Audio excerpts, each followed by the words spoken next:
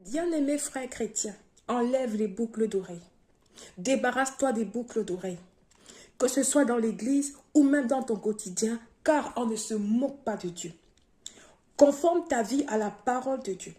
Si ton pasteur ne te dit rien, conforme ta vie à la parole de Dieu. Tu te tiendras seul devant Dieu. Ton pasteur ne se tiendra pas à ta place. Enlève les boucles d'oreilles.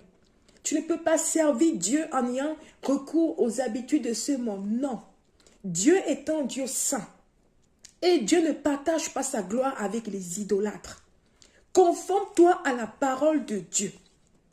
Je vais m'adresser maintenant pour ceux qui sont efféminés et qui se disent chrétiens. Que dit la parole de Dieu? Dans le livre de 1 Corinthiens chapitre 6, verset 9, il est écrit ceci. Ne savez-vous pas que les injustes n'hériteront point le royaume de Dieu?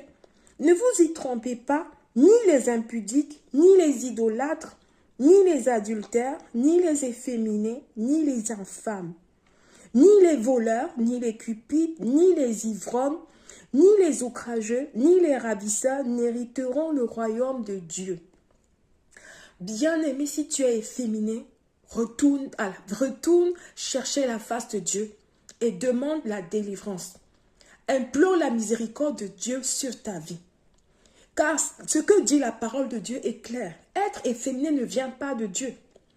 Dieu ne peut pas admettre de telles personnes dans sa présence. Il est le Dieu saint. Dieu t'a créé homme, non pas pour que tu ressembles à une femme.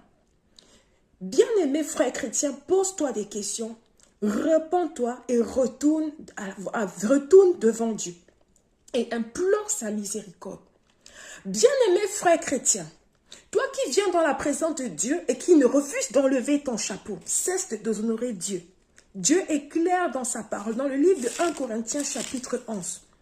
L'homme doit ôter son chapeau quand il entre dans la présence de Dieu, pour pouvoir donner gloire à ce Dieu. Et la femme, par contre, elle doit se couvrir les cheveux. Bien-aimé frère chrétien, si tu ne savais pas, tu le sais, sache-le pour le salut de ton âme.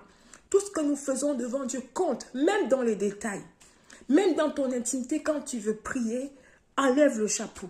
Ne vois-tu pas dans le monde, quand un grand personnage, une personne d'une grande importance arrive, les gens ôtent le chapeau? Tu penses que c'est pour rien? Non. À plus forte raison devant ce Dieu? Non. Bien-aimé frère chrétien, quand tu viens dans la présence de Dieu, prends l'habitude d'enlever ton chapeau, s'il te plaît. Que l'Éternel Dieu dispose ton cœur à obéir à sa parole, à mettre en pratique sa parole. Amen.